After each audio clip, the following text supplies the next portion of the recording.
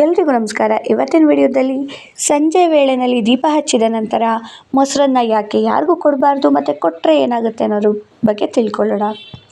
ನಮ್ಮ ಹಿರಿಯರು ಸಂಜೆ ಸಮಯದಲ್ಲಿ ಮೊಸರನ್ನ ಯಾರಿಗೂ ಕೊಡಬಾರ್ದು ಅಂತ ಹೇಳ್ತಿದ್ರು. ಆದರೆ ಇದಕ್ಕೆ ಕಾರಣ ಏನು?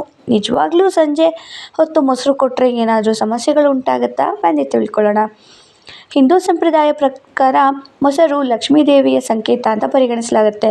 ಆದ್ದರಿಂದ ಸಂಜೆ ಸಮಯದಲ್ಲಿ ಮೊಸರನ್ನು ಮನೆಯ ಹೊರಗೆ ಕೊಡೋದ್ರಿಂದ ಮನೆಯ ಐಶ್ವರ್ಯ ಮತ್ತು ಸಮೃದ್ಧಿ ಕಡಿಮೆಯಾಗುತ್ತೆ ಅನ್ನೋ ನಂಬಿಕೆ ಇದೆ. ಇದಲ್ಲದೆ ಸಂಜೆ ಸಮಯವು ದೇವರ ಆರಾಧನೆ ಮತ್ತು ಕುಟುಂಬದ ಶಾಂತಿಯ ಸಮಯವೆಂದು ಪರಿಗಣಿಸಲಾಗುತ್ತೆ. ಈ ಸಮಯದಲ್ಲಿ ಹಾಲು, ಮೊಸರು, ತುಪ್ಪ ಮೊದಲಾದ ಶುಭ ವಸ್ತುಗಳನ್ನು ಹೊರಗೆ ನೀಡುವುದನ್ನು ಕೆಲವರು ಅಶುಭವೆಂದು ನಂಬುತ್ತಾರೆ. ಆದರೆ ವೈಜ್ಞಾನಿಕವಾಗಿ ನೋಡಿದರೆ ಸಂಜೆ ಮೊಸರು ಕೊಡೋದ್ರಿಂದ ಯಾವುದೇ ಅಪಾಯ ಅಥವಾ ದುಷ್ಪರಿಣಾಮಗಳು ಉಂಟಾಗುತ್ತವೆ ಎಂಬುದಕ್ಕೆ ಸ್ಪಷ್ಟವಾದ ಸಾಕ್ಷಿಗಳಿಲ್ಲ. ಇದು ಮುಖ್ಯವಾಗಿ ನಮ್ಮ ಸಂಪ್ರದಾಯ ಮತ್ತು ನಂಬಿಕೆಗಳ ಭಾವವಾಗಿದೆ. ಆದರೂ ನಮ್ಮ ಹಿರಿಯರ ಮಾತುಗಳಿಗೆ ಗೌರವ ನೀಡಿ ಅನೇಕ ಕುಟುಂಬಗಳು ಇಂದಿಗೂ ಈ ಪದ್ಧತಿಯನ್ನು ಅನುಸರಿಸುತ್ತಿವೆ.